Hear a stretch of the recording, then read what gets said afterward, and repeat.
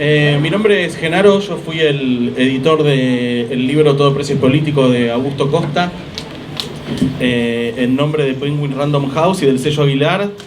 Le quiero agradecer en primer lugar a Augusto por habernos abierto las puertas del Centro Cultural para hacer la presentación de este libro. Para nosotros y para mí en particular es un orgullo tener a un autor como Augusto en nuestro catálogo en un año complicado para todos, para la industria editorial también. Tuvimos el empuje, por suerte, de Sinceramente. Esperemos que el viento de cola haga también de Todo Precio es Político un bestseller. Ustedes vinieron a verlos y a escucharlos a ellos. Yo solamente quiero decir una sola cosita, casi personal. A mí como editor lo que me gusta de los libros es que transformen de alguna manera la vida de alguien. Uno cuando lee no queda igual a como arrancó el libro, y me parece que una de las grandes virtudes de este libro es que por lo menos uno como ciudadano y como consumidor no va a salir igual. Por lo menos vamos a estar un poco más avispados cuando vamos al supermercado, y eso ya es un montón. Así que bueno, fuera de programa, de absoluto, totalmente fuera de programa, y como todo acá es entre amigos y va a ser bastante informal, y vamos a aprovechar la presencia de Axel para que hable. Bueno, gracias.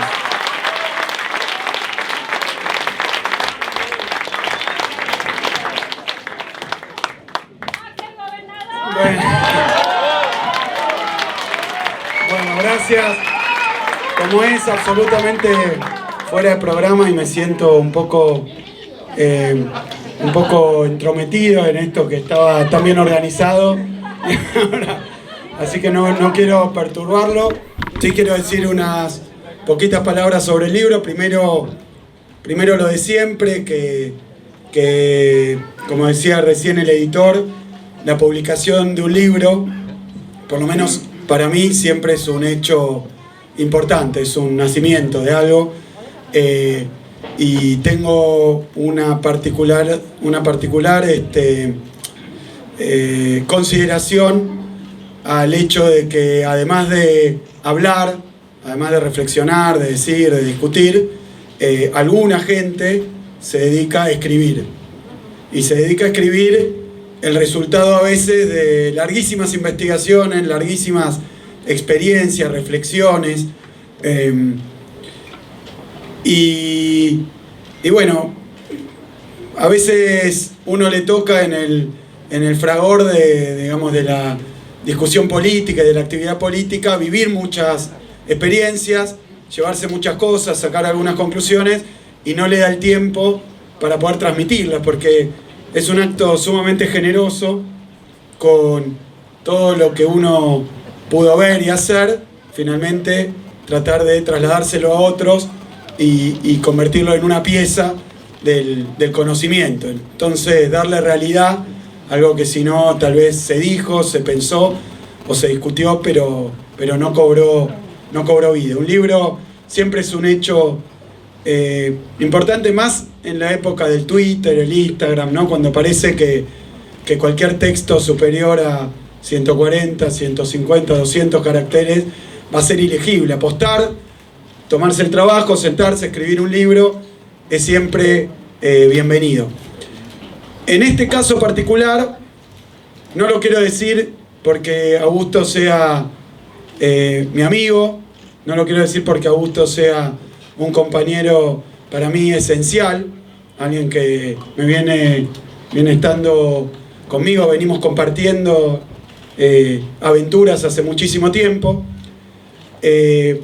No lo quiero decir tampoco porque Augusto sea un excelente, un extraordinario profesor y teórico. No lo quiero decir porque haya sido el mejor secretario de Comercio de la historia del universo. Conocido, ¿no? Capaz que aparece señales extraterrestres, ¿viste? Y hay un secretario de Comercio que le sacaron el IVA a los alimentos.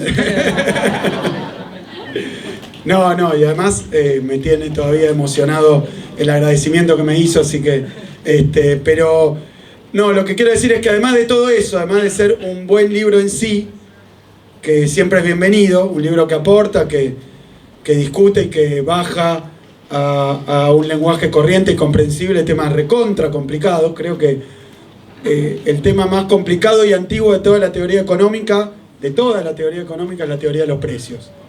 Y la inflación no es otra cosa que un aspecto de la teoría de los precios. La famosa teoría del valor, en realidad, es lo que está por detrás de lo que está discutiendo Augusto. Pero no solo todo eso, sino que además, y creo que especialmente hay que destacar la oportunidad en la que sale el libro, ¿no? La oportunidad porque venimos o estamos todavía transitando un experimento que tenía mucho puesto en la cuestión de los precios. El experimento de Macri, de Vidal y de Cambiemos comenzó con la promesa de que iban a solucionar el tema de la inflación en la Argentina, no solo rápido, sino con toda facilidad. Es decir, que ¿qué pasó? Amanda. Salud.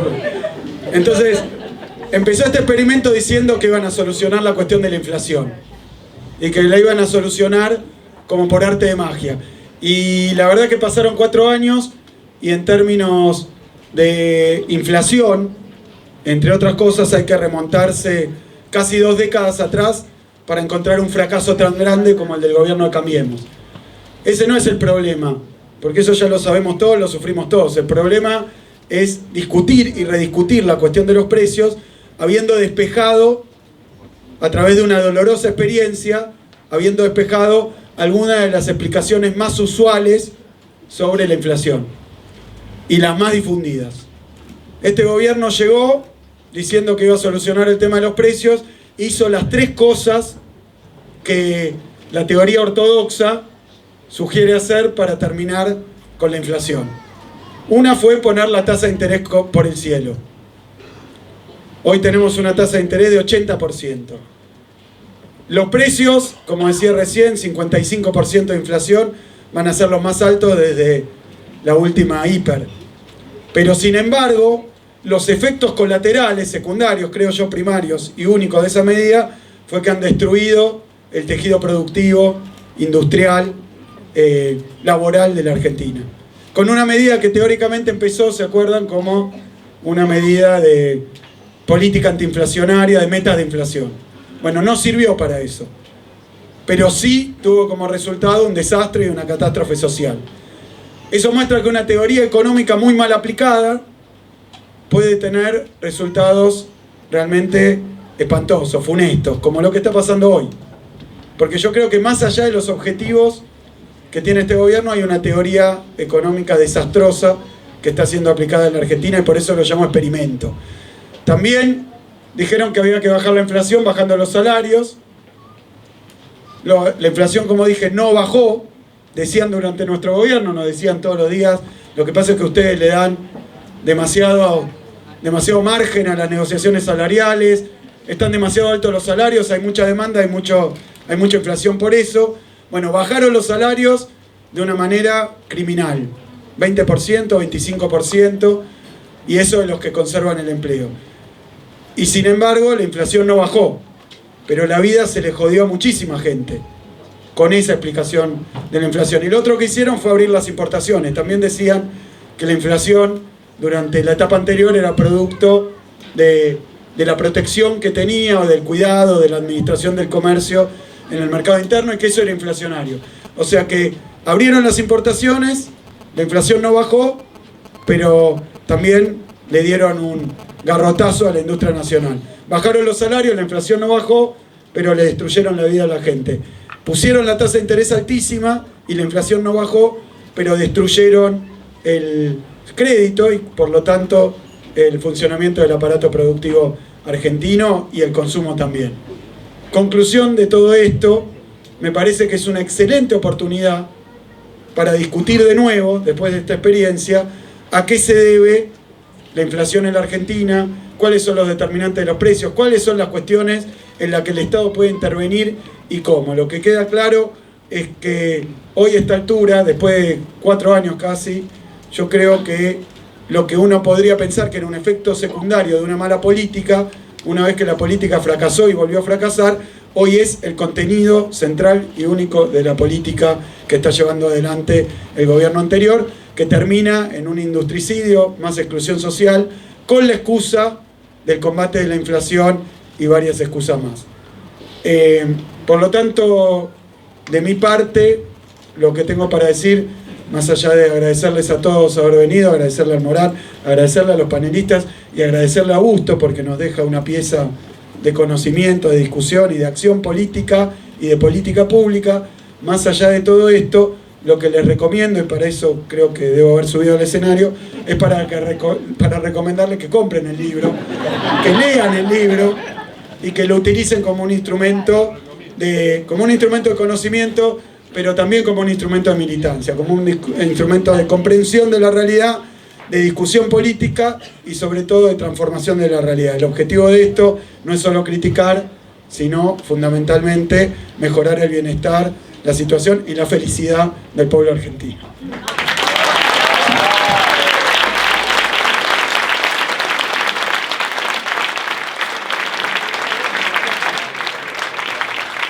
Esto ha sido todo por hoy, ya nos vemos, bueno, buenas tardes, hago como una segunda presentación.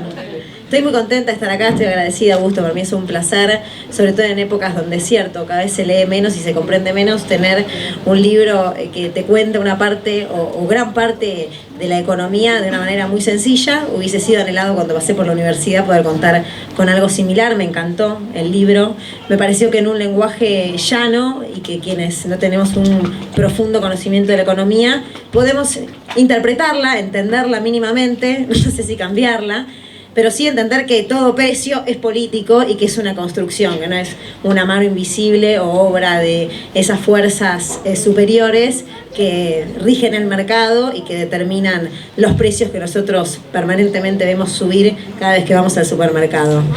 Te quiero preguntar, Augusto, más allá de lo que a mí me resultó el libro, primero por el título, porque es bien ricotero. Todo precio es político y todo precio es político. ¿Por qué?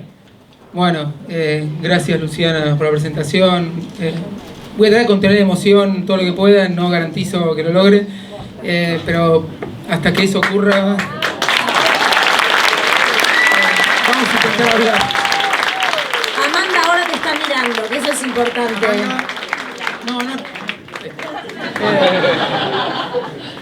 Bueno, la verdad que cuando surgió la posibilidad de hacer el libro, que fue en este mismo lugar, porque en diciembre del año pasado, yo me acuerdo que estaba pasando música en la cabina ahí, una noche. ¿Qué música? A la que me gusta a mí, que es británica, música británica. Esto es algo que siempre milité mucho, el Britpop, desde los 90, digamos. Y después obviamente me corren, empieza la fiesta. Pero hasta ese momento yo la paso bien. Y se me acerca exactamente Genaro, que no lo conocía, y me dice: hola Augusto, yo soy editor y quiero hacer un libro tuyo. Y yo en ese momento no sabía ni de qué me estaba hablando, pero dije, bueno, ¿un libro de qué puedo hacer yo en este momento? Ya había pasado bastante de que no sé qué el gobierno, yo estaba más metido en el fútbol, en la cultura, entonces dije, bueno, vamos a hablar de fútbol, de música. Dice, no, de precios. Y bueno, entonces nos juntamos y para mí pensar en precios es pensar en algo que nos atraviesa a todos y que nos guste o no, todos los días tenemos que pagar cosas, comprarlas, recibir dinero, todo expresado en precios y partir de ese concepto que es el título del libro, de todo precio es político, tiene que ver con algo que cuando yo estaba en la facultad y nos enseñaban una única teoría, que es la teoría ortodoxa, neoclásica, neoliberal, como quieran llamarla, siempre nos decían que estaban los precios de mercado y los precios políticos, ¿no? Como si fuesen dos razas distintas. Todos estaban en el mercado, pero a uno había que discriminarlos porque eran malos, feos, sucios, y los otros eran los correctos. Y los precios marcados son los que se determinan cuando supuestamente el Estado no se mete y deja que los empresarios, los comerciantes le pongan el precio a las cosas que venden.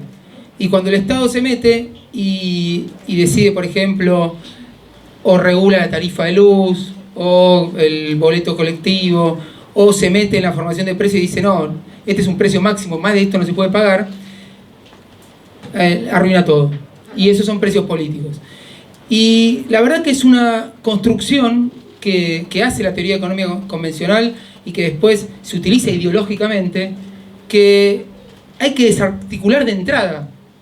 Porque cuando estamos en una economía como la que estamos nosotros, donde no es que en todos los mercados somos todos iguales, todos competimos, todos podemos ir a elegir lo que comprar y hay un montón de oferentes, sino que hay poquitos oferentes, el poder que tiene quien decide cuánto cobrarnos es tan grande que eso significa sacar más plata del bolsillo de la que correspondería y que se queden con más rentabilidad de la que en otras circunstancias ocurriría.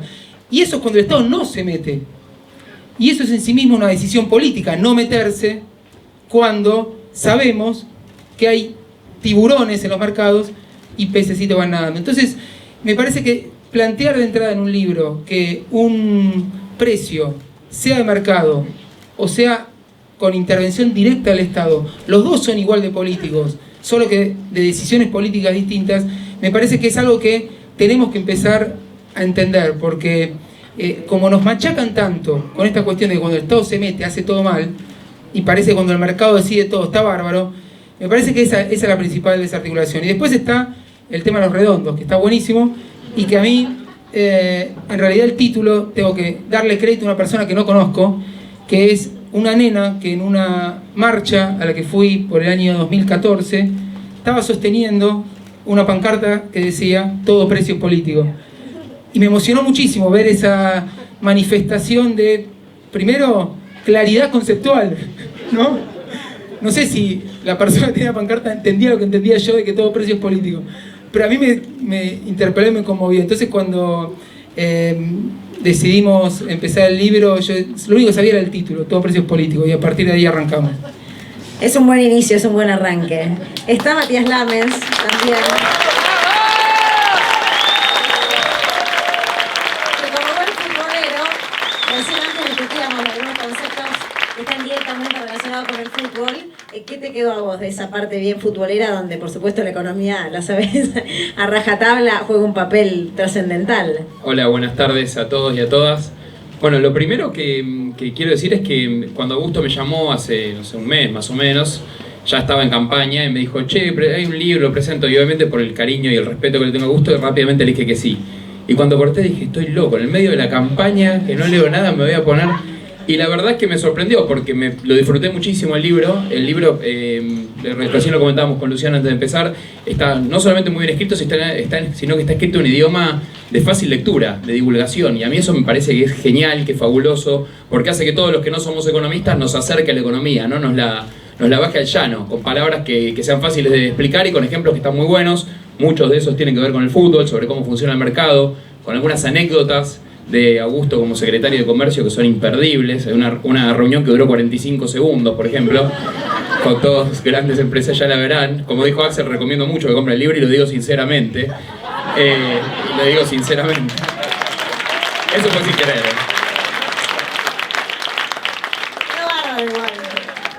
Si lo hubiera preparado no me salía.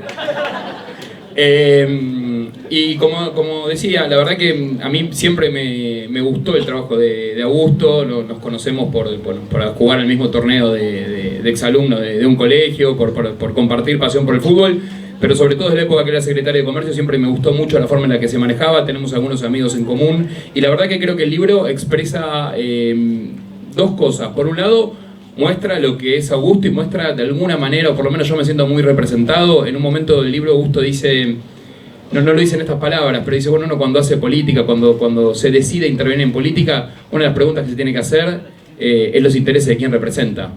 Y claramente nosotros representamos los mismos intereses, representamos los intereses de la misma gente y estamos del mismo lado. Y me parece que además da cuenta de la gestión de Augusto, no solamente en términos de lo exitoso o no que fue, sino de cómo la hizo él, cuánta impronta personal de él hay, cuánto compromiso y cuánta honestidad. Y eso me pareció que está muy bien en el libro y que está bueno y que está bien contado. Y después, bueno, algunas cosas que fui aprendiendo. Yo soy abogado, no soy economista, me gusta mucho la economía, me gusta mucho leer, pero la verdad que el libro de Augusto en muchas cosas es revelador, no por ahí en la cuestión macroeconómica que uno puede conocer más de Adam Smith y demás, pero sí en lo que es la economía argentina, cuando él habla de los precios y dice por qué el Estado tiene que intervenir, porque el Estado no puede esperar que la mano invisible haga esto de que se acomoden las cosas solas. Y cuenta algunos ejemplos de las industrias más grandes de Argentina, el grado de concentración que tienen y por qué es imposible que intervenga. Y además le decía recién a Augusto que el timing es increíble porque hoy a la mañana, como saben, Alberto presentó en Agronomía el plan contra el hambre. Y el plan contra el hambre, uno de los puntos, uno de los ejes centrales que tiene y que explicó muy bien hoy Daniel Arroyo, tiene que ver con los precios de la canasta básica, ¿no? Con cómo interviene el Estado, cómo hacemos para que esos precios, más allá de la devolución del IVA a quienes tienen la asignación universal por hijo y demás, cómo hacemos para que esos precios, Alberto lo decía claro, la canasta básica tiene que ser barata, tiene que ser accesible para todos. Un país que produce alimentos para 400 millones de personas, no podemos terminar con un problema estructural como es el hambre en Argentina. Y mucho tiene que ver lo que cuenta Augusto. En el libro me parece que lo que está muy bien expresado en el libro también es el conflicto, pero no en términos negativos, ¿no? El conflicto que se da cuando uno gobierna, cuando uno administra, y cómo se resuelve. La herramienta para resolver ese conflicto evidentemente es la política, y creo que eso también lo cuenta muy bien el libro, como a través de políticas públicas uno toma partido en el conflicto y lo va resolviendo. Y además me parece un tema central que inclusive no sé cuándo acá el editor se lo propuso a Augusto, pero el timing fue increíble porque para mí es uno de los grandes temas que se vienen a partir del 11 de diciembre cuando Alberto sea presidente. Creo que...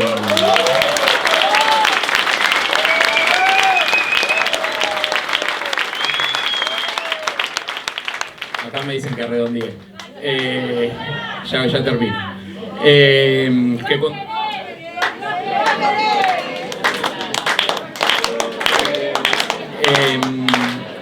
Decía que una de las cosas que quedó el fondo medio desfasado.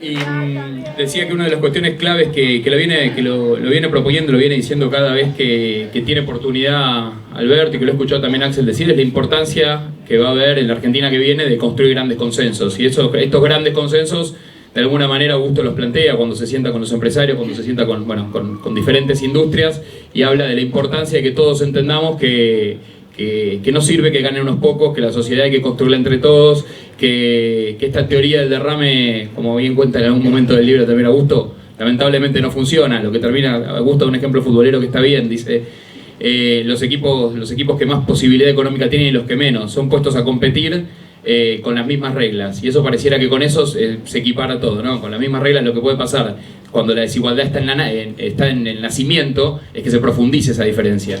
Da el ejemplo de Vélez, campeón del mundo, que dice que fue una excepción.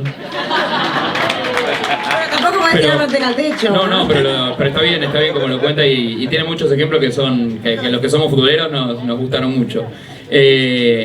Pero sobre todo que lo que rescato es que es un libro de total actualidad, que tiene que ver con la Argentina, con lo que pasó antes del 2015, con lo que pasó en estos 4 años, con el fracaso de estos 4 años, como con muchas cosas han tenido que volver atrás, y muchas cosas que, como contaba Axel antes, que decían que eran muy fáciles de solucionar, ¿no? Yo me acuerdo de Macri en la mesa de Mirta Legrand diciendo es una pavada la inflación, como diciendo lo solucionan todos los países del mundo, Mirta, nosotros no, bueno, acá estamos, 55% de inflación. Y como también tiene absoluta actualidad para lo que viene. Así que, bueno, recomiendo mucho la lectura del libro. La verdad que lo disfruté muchísimo la lectura. Y lo último, para terminar, y ya redondeo el todo, es que el que le insistió mucho a Axel para que suba fui yo, porque él tiene una dedicatoria de Augusto a Axel al final de los agradecimientos que es hermosa, y que me parece que tiene que ver también con esto cuando yo empecé ahora que estoy en mi primera incursión en política, hay algo que me parece que es muy importante, que es la calidad humana y cómo eso termina siendo determinante a la hora de hacer... Bueno, en todo, ¿no? Cuando uno construye vínculos. Y me parece que el libro expresa eso, de dos pibes, porque al final del día son eso, que se conocieron en la facultad, que militaron juntos y que hoy tienen la posibilidad de gobernar la provincia dentro de muy poco y que no cambiaron, no se corrieron.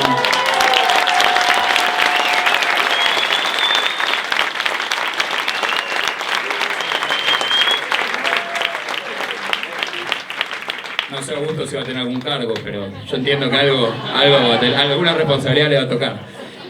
Así que bueno, nada, disfruten mucho del libro, estoy feliz de estar acá y gracias Augusto por la invitación.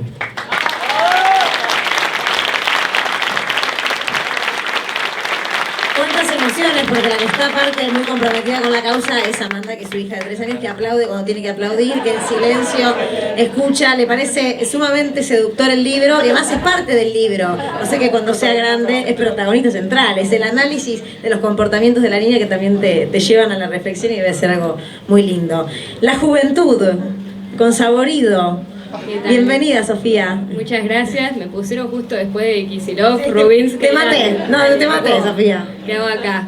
Bueno, ¿qué tal? Yo soy Sofía, soy una de las oradoras. Primero que nada, quiero agradecerle mucho a Augusto por invitarme a estar acá, es la primera vez que hago algo así. Y estoy muy agradecida a nivel personal y también por todas las pibas, que cada vez se nos da más espacio para hablar y es muy importante.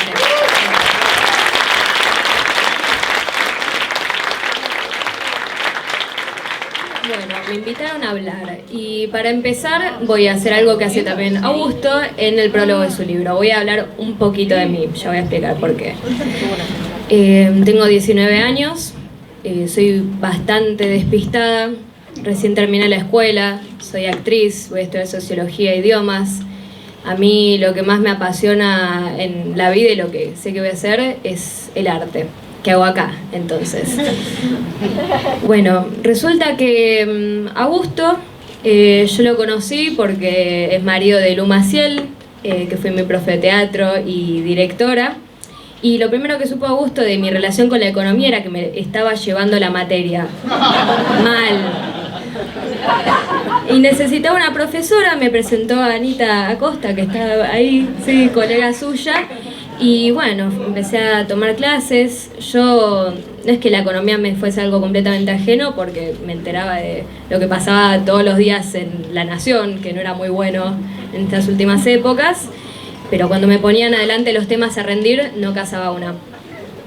Cuestión, Anita lo que hizo fue agarrar esos temas y aplicarlos a los temas que escuchaba todos los días. Y ahí, sí, se fue aclarando un poco todo, fui entendiendo.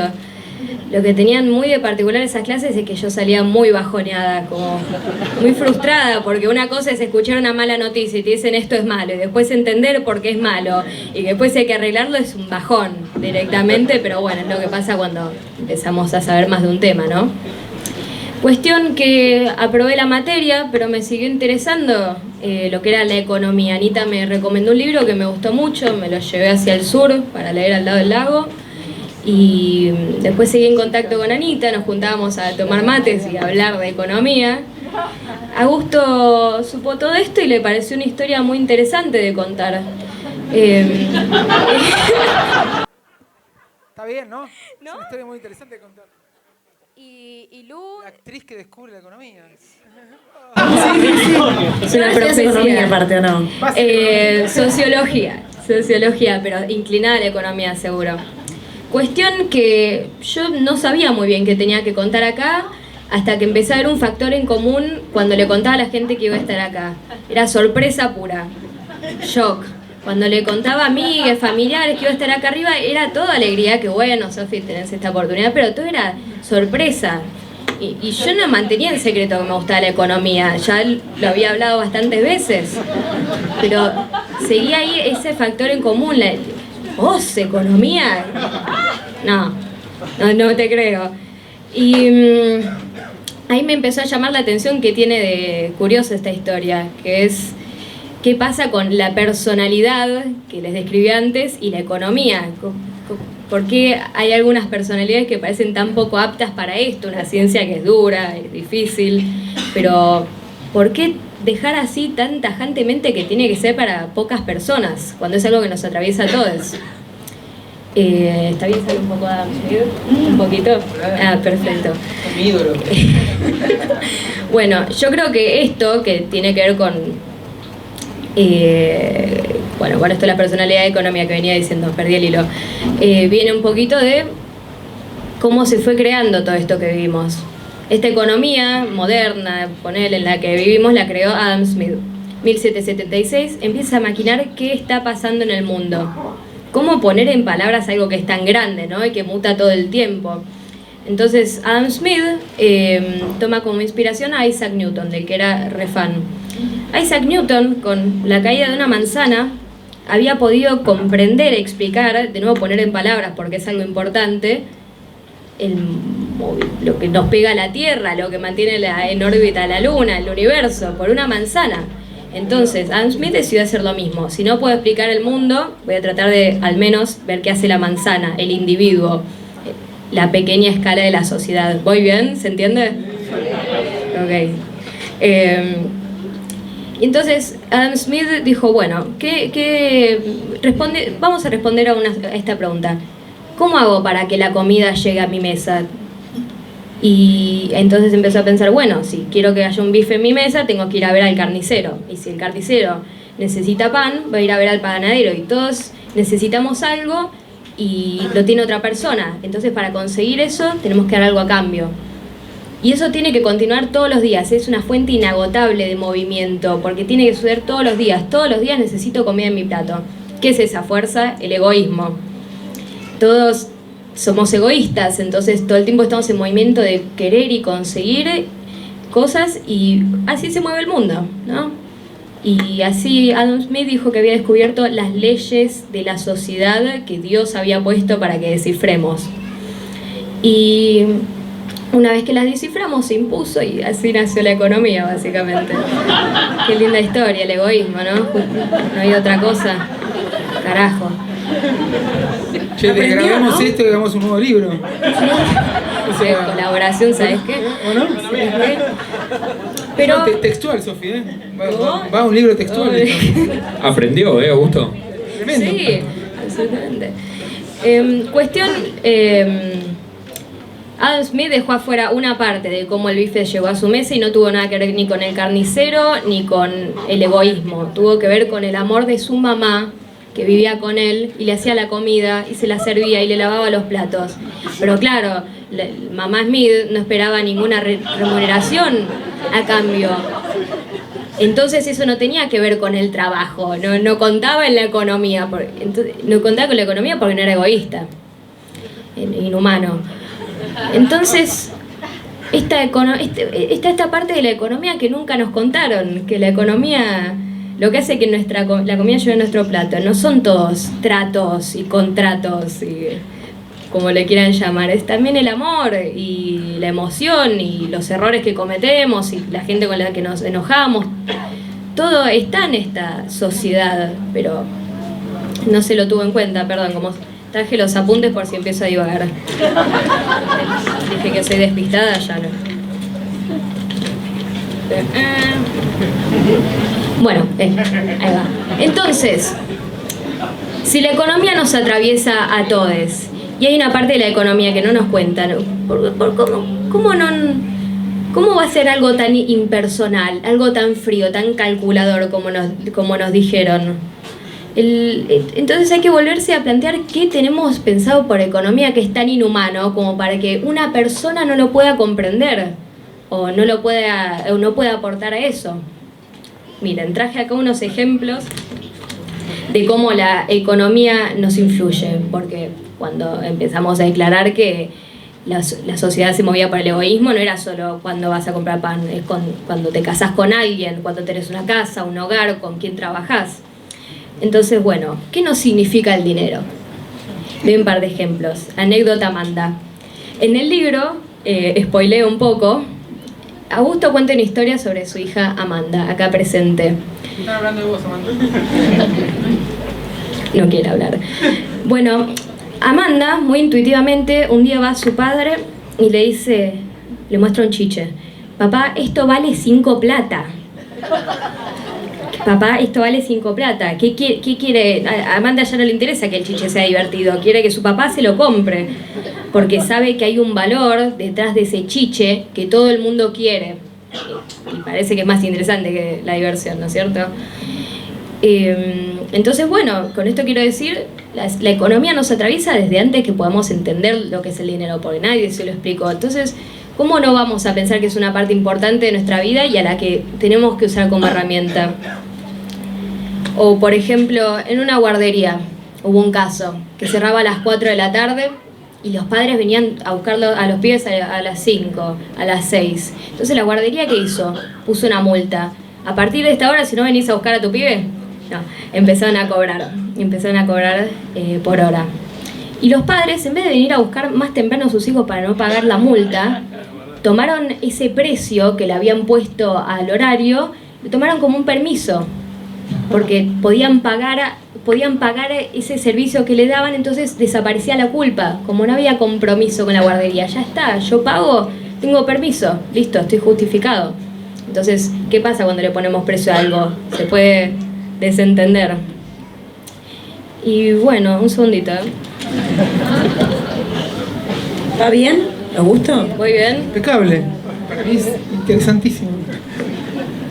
El próximo prólogo lo escribes a mí. No tengo dudas. Bueno, un último ejemplo y ya vamos al cierre.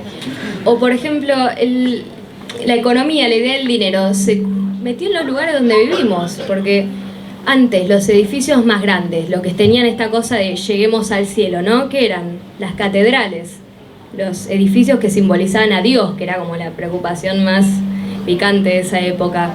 Ahora los edificios más altos, los rascacielos, son oficinas, bancos, empresas, que es como una cosa de, bueno, sí puede ser, pero si te lo pones a pensar, es un homenaje al dinero, a las finanzas, a las relaciones comerciales. Bueno, cuestión. Papelón que estoy haciendo, perdonen. Entonces, a mí empezar a leer con ese libro que empecé esa vez y continuando con este libro que estuve leyendo de Augusto, me está permitiendo crecer, porque como feminista, como piba joven, como, qué sé yo, futura socióloga, traductora, lo que haga, la economía no me está impidiendo desarrollar mi personalidad. No por ser colgada o artista tengo menos aptitud para la economía, sino que es algo que me ayuda, porque... Un segundo, perdón, me puse nerviosa.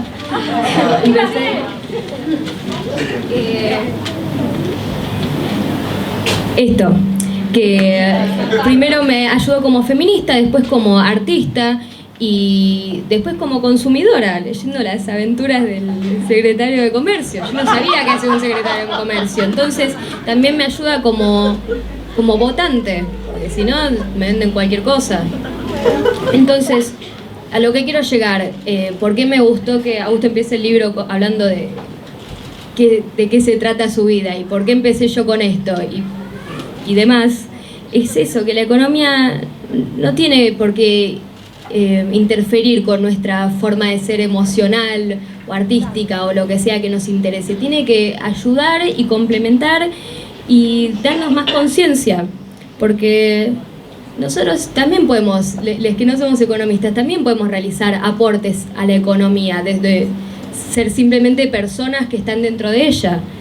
Y saber más de la economía me hizo perder un poco el miedo, el pudor al no poder ser parte de eso, porque sé que lo que estoy haciendo y con lo que estoy lidiando, y bueno, eso nos permite ser más libres y sin cambiar mi personalidad, la verdad. Así que, bueno, me perdí un poco, pero eso es todo.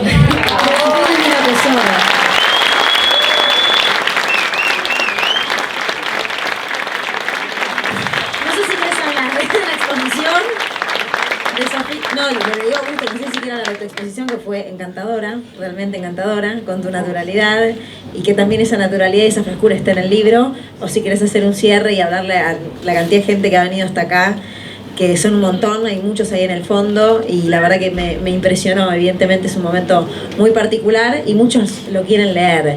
¿A vos qué te dejó el libro? ¿Qué aprendiste del libro? Aprendí a escribir y agarrar al nerd que llevo adentro y encerrarlo y simplemente contar una historia, cosa que para que venimos a la academia es muy difícil soltarse y ponerse a escribir, porque esta experiencia para mí fue algo muy nuevo, porque cuando todo lo que hice hasta ese momento fue académico, centrado en tener papers, artículos, libros ahí, tomar citas, entender, fundamentar. Y esto fue sentarse y escribir una historia, con lo opuesto. ¿Sí? No abrí un solo libro. De hecho, muchas de las citas que solo cité, creo que a 2 autores, a Adam Smith y a Marx, y las citas me las sabía, más o menos, después chequeé para que haya coherencia. Pero ni siquiera necesité abrir esos libros para eso. Y el objetivo que me había marcado era esto, era poder contar una historia, una visión del mundo, lo más simple posible, y que para el que la lea, que no tenga conocimiento de economía, pueda decir, es verdad, las cosas pueden funcionar así. Porque del otro lado, lo que tenemos es una teoría que nos colonizó mucho la cabeza, y que a fuerza de repetición y repetición y de todo el tiempo vendernos una visión del mundo, nos convenció de que las cosas que dicen son así. Y a mí me pasa cuando doy clases en la facultad, que doy una materia que es muy ortodoxa, pero muy, de lo más liberal que hay, que se llama finanzas públicas. Y muchas veces, y acá hay algunos alumnos que veo por ahí, alumnas que cursaron la materia, de repente estoy explicando y en un momento digo, ¿qué les parece todo esto que estamos escuchando?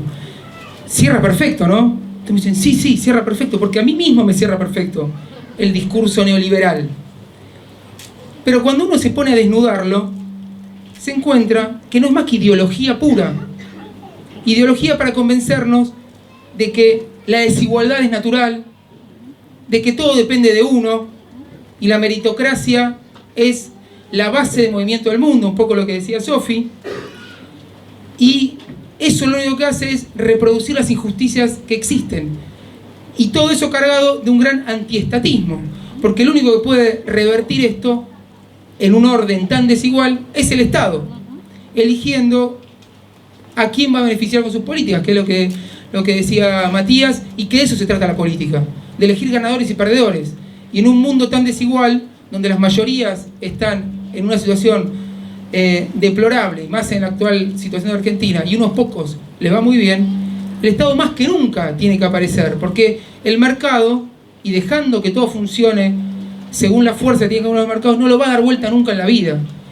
Pero a mí me pasaba que después de dar la clase en la facultad, siendo secretario de Comercio, y validando con los estudiantes que lo que estaba explicando de la teoría ortodoxa estaba tan perfectamente cerrado, me iba de ahí a la Secretaría de Comercio y hacía exactamente lo contrario.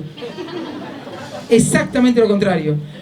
Y yo sentía culpa, porque me había convencido tanto de la perfección de la teoría que nos enseñaron, y la única que nos enseñaron en la facultad, que cuando uno, por otros medios, porque no te lo da en general ninguna universidad argentina, salvo algunas que sí tienen programas más heterodoxos o que te dan otras visiones, y uno tiene que ir descubriendo para afuera, y ahí Axel para mí fue fundamental en mi vida, porque cuando lo conocí, él se había graduado, y él me mostró un mundo de la economía que yo no conocía, porque estaba haciendo las primeras materias, y solo me hablaban del manual tradicional, pero uno va descubriendo todo eso por afuera, y entonces, como que hasta uno que está convencido que el mundo no funciona como nos dicen en la facultad, siente culpa. Entonces lo que pretendí con este libro, obviamente no sé si lo logré, fue hacer un relato que el que lo lea diga, es verdad, es así, pero que diga lo contrario al otro relato. Y si mínimamente alguien se queda con esa sensación, creo que estoy más que satisfecho y feliz, porque me parece que hay que romper con esa manipulación ideológica que la teoría ortodoxa, la cual se vale el neoliberalismo, todos los días hace, desde los medios de comunicación, desde lo que nos enseña en las facultades, desde lo que nuestro sentido común absorbió, y entonces me parece que ese es el gran desafío, como decía Axel, de la militancia, poder romper con eso y no sentir culpa y pensar que un mundo más justo es posible si entendemos cuáles son las reglas de este mundo injusto, y las reglas las fijaron los que ganan, y entonces nosotros tenemos que encontrar cómo romper con todo eso. Entonces eso fue lo que me motivó del libro, que me salió así, no lo hice en un momento. Matías decía, bueno, justo en campaña me invitás a presentar un libro. Bueno, y yo justo en campaña, trabajando con Morán, con Vélez, con todo, se te ocurre escribir un libro. Y con Amanda, que bueno, pero Amanda le iba poniendo en el libro, con lo cual de alguna manera me ayudaba. Fuente de inspiración en ese caso. Exacto, y gran parte del libro es una inspiración de Amanda. Así que bueno, yo la verdad que, como les decía, estoy muy emocionado y quiero cerrar con agradecimiento a todos los que se acercaron acá a Morán, porque habla también de la inquietud que tenemos todos los que estamos acá por entender cuestiones básicas de la economía, y sobre todo con la esperanza que tenemos de que la cosa empiece a cambiar a partir de diciembre. Agradecerle de ya al Centro Cultural Morán por haber puesto el espacio y haber hecho esto posible. Un agradecimiento especial a quienes están acá conmigo, personas que admiro muchísimo, muchísimo, a Matías, un compañero, un amigo, y también era parte de un experimento que quería hacer hoy, de traer mucha gente de Vélez a Morán. Levante la mano todos los hinchas de Vélez, vamos, miren. Bueno, callate la boca, Robin, portate bien. Traer muchos hinchas de Vélez, que hable el presidente de San Lorenzo, que lo escuchen respetuosamente y que de esa forma empecemos a cerrar la grieta.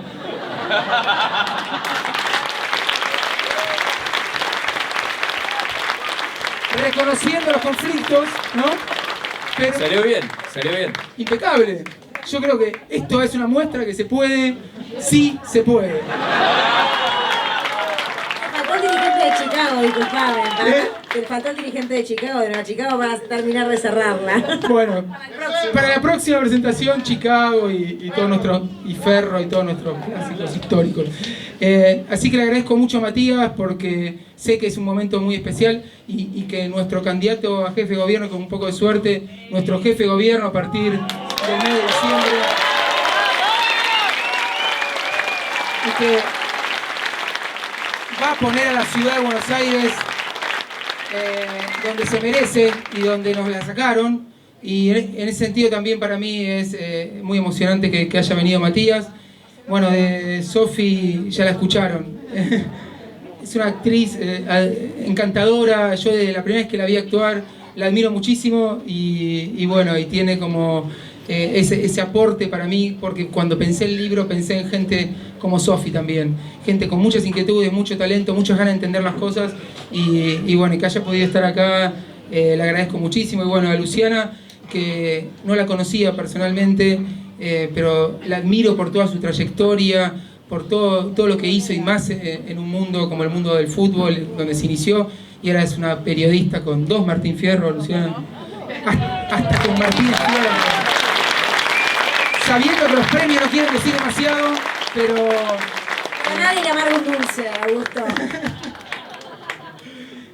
Y que sin también conocerme haya aceptado estar acá y conducir también esta velada, a mí me da mucha emoción también, y le agradezco muchísimo a Luciana. Y quiero cerrar también esta presentación invitando a Seba Rubín, que es un compañero también mientras tanto, mientras se apersona. Agradecerle a toda la gente querida que vino, Mariano, Itay, Paula, bueno, no quiero nombrar a todos porque se viene con cierre musical. ¿Y por qué? ¿Por qué?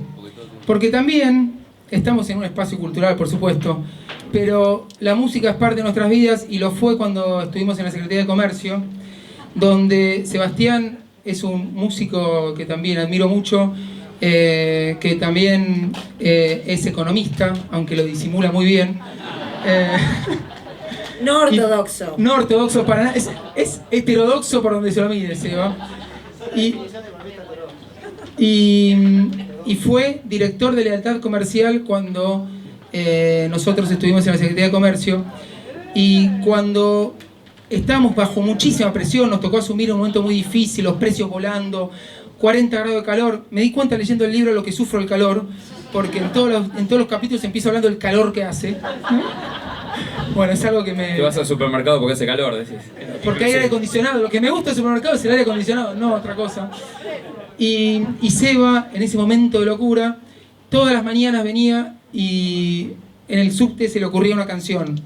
Y los viernes a la tarde nos juntábamos en Comercio, repasando la agenda de la semana, evaluando cómo venían las políticas, y a veces hacíamos conciertos de Seba, donde llegamos a tener un disco que se llama Discomercio. Y bueno, y quería cerrar con un breve popurrí de Discomercio que Seba nos va a regalar, y con esto nos despedimos. Así que muchísimas gracias.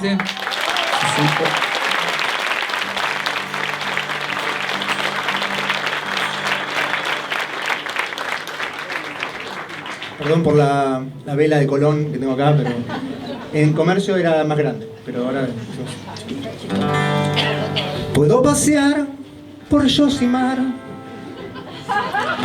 puedo comprar en el supermercado, puedo gastar sin reparar, porque tengo los precios cuidados. Vamos controlando todos los precios. Aprendemos a mirar. Wow. Yo compro en Yosimar. Wow. Consigo el pan lactal. Wow. Me estoy sintiendo bien. Wow. En Coto nunca hay.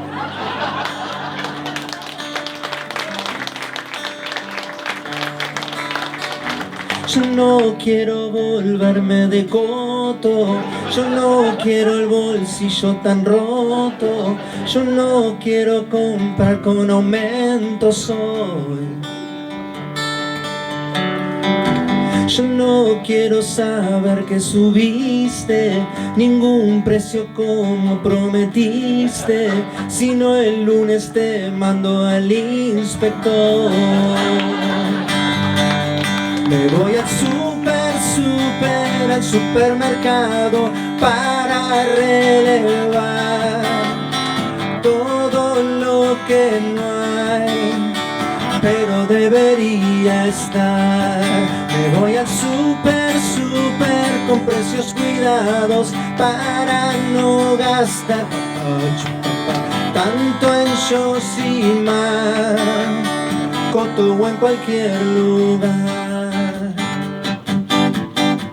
Es tarde y me quema el sol y además me cierra el chino. Busco yerba, busco pan, ¿dónde los voy a encontrar? Vamos al Carrefour, de compras en el Carrefour, siempre en el Carrefour, comprando en el Carrefour.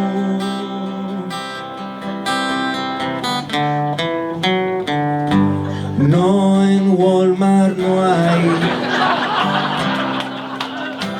No, en Walmart no hay. La mayonesa menos no está. No, en Walmart no hay.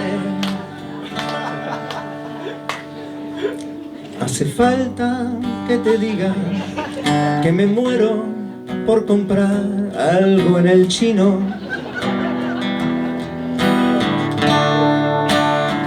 Es que no te has dado cuenta de lo mucho que me cuesta hallar un vino. En mi barrio ningún precio está cuidado. Ya no tengo dónde hacer los mandados. Necesito controlar tu precio. Aquel que te esconde es tan necio. Hace falta que te diga que me muero por comprar algo en el chino. Es que no te has dado cuenta de lo mucho que me cuesta hallar un vino. No puedo continuar espiando. Cada góndola me paso relevando. No quisiera yo morirme sin comprar algo en el chino.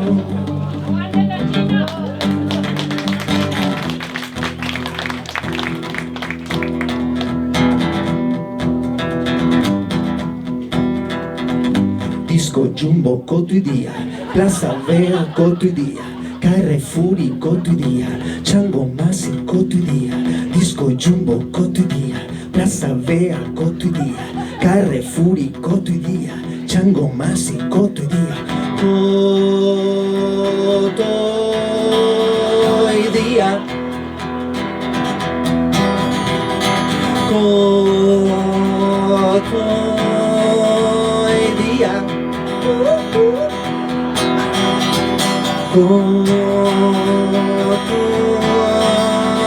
cotidia,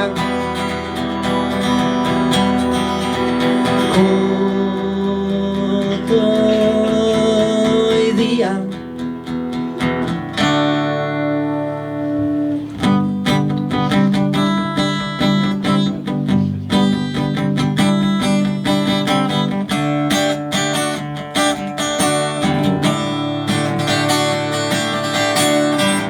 Si el mercado sigue así, todo precio es político.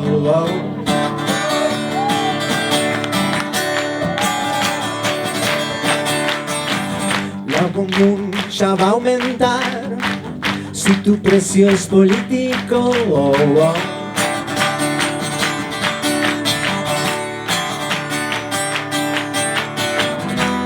El coliflor ya sube,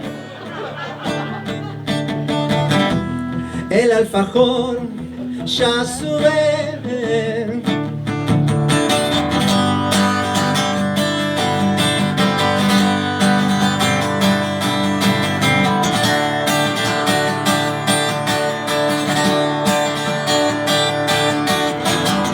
obligados a pagar tantos precios políticos.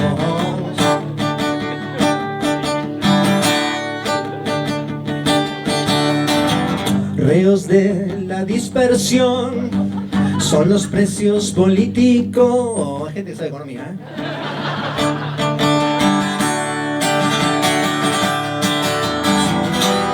El coliflor ya sube, se está matando la risa.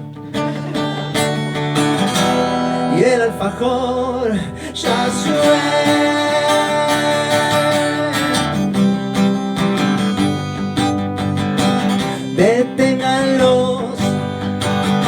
Deténganlos, Augusto.